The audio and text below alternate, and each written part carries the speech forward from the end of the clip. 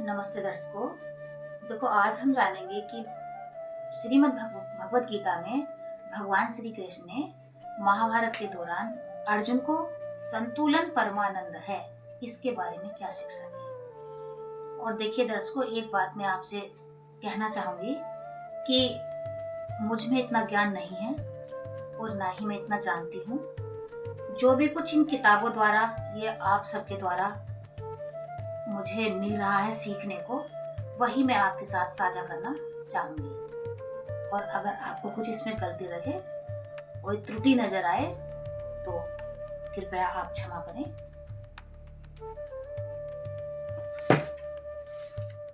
और देखिए, आज हम इसी के बारे में शुरू करेंगे आज का पाठ कि संतुलन परमानंद है। गीता के आरंभ में श्री कृष्ण कहते हैं कि इंद्रियों का वायम विषयों से मिलन सुख और दुख का कारण बनता है।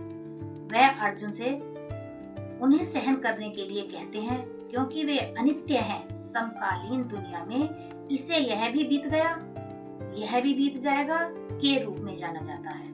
यदि यह अनुभवात्मक स्तर का विकसित किया जाता है तो हम इन ध्रुवों को पार कर सकते हैं और उन्हें समान रूप से स्वीकार करने की क्षमता रख सकते हैं।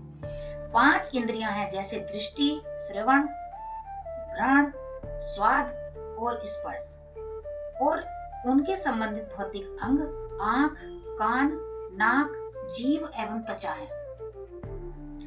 संवेदी भाग मस्तिष्क के वे भाग होते हैं जो संबंधित अंगों के संकेतों को संसाधित करते हैं। हालांकि इन इंद्रियों यंत्रों की कुछ बहुत सी सीमाएं हैं। उदाहरण के लिए आंख, यह केवल प्रकाश की और विशेष आवृत्ति की संसाधित कर सकती है, जिसे हम दृश्यमान प्रकाश कहते हैं। दूसरा, यह प्रति सेकंड 15 से अधिक छवियों को संसाधित नहीं कर सकती है और यही चलन चरित्र बनाने का आधार है जो हमें स्क्रीन पर देखने का आनंद देती है। तीसरा, वस्तु को देखने में सक्षम होने के लिए एक न्यूनतम मात्रा में रोशनी की आवश्यकता होती है। इंद्रियों की ये सीमाएं सत्य या स्थायी और असत्य या अस्थायी के बीच अंतर करने की हमारी क्षमता में बाधा डालती है और इसे रस्सी की एक कुंडली मारे बैठे सांप के रूप में अनुभव कराती है। यहाँ तक कि मस्तिष्क में एक उपकरणों की संवेदी हिस्सों की उपकरणों की सीमाओं से बंधे हुए हैं। दूसरा, वे बचपन के दौरान उनके साथ किए गए व्यवहार से पीड़ित होते हैं। इसका परिणाम प्रेरित धारणा होती है, जिसके प्रभाव से हम वास्तविकता की जगह वही देखते हैं जो देखना चाहते हैं। सत्य को देखने में असमर्थता और असत्य की ओर बढ़ने की प्रवृत्ति का परिणाम दुख होता है।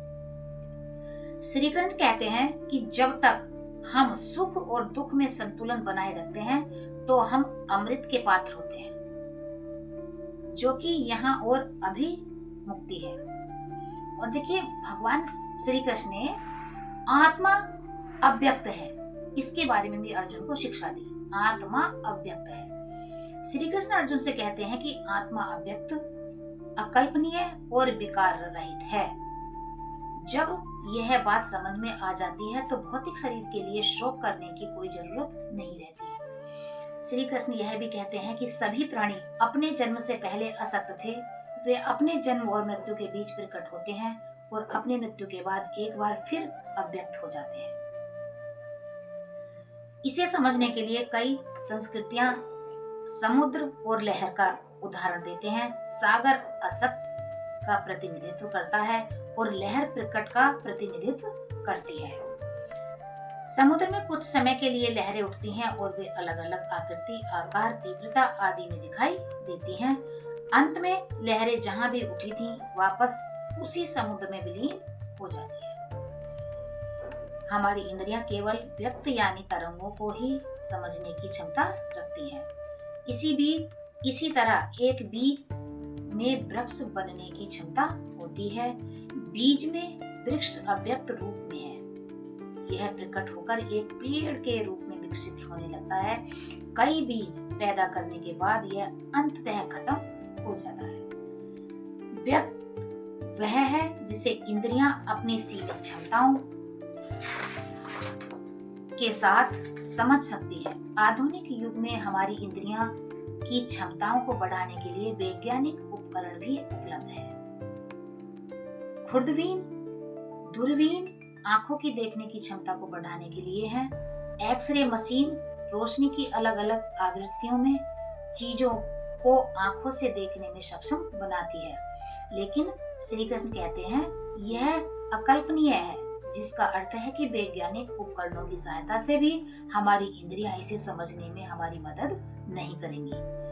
मन अव्यक्त की कल्पना करने में असमर्थ है, क्योंकि मन भी इंद्रियों का एक समुच्चय मात्र है। हमारी तरह अर्जुन ने भी अपनी पहचान मानव शरीर से ही की, क्योंकि उन्हें इससे परे का कोई एहसास या अनुभव नहीं था। श्री कृष्ण अर्जुन को अव्यक्त के बारे में बताकर उसकी सोच में एक आदर्श बदलाव लाने की कोशिश करते हैं। अर्जुन जैसे विद्वान को यह समझने के लिए स्वयं भगवान की आवश्यकता पड़ी, इसलिए हम कोई उपवाद नहीं है।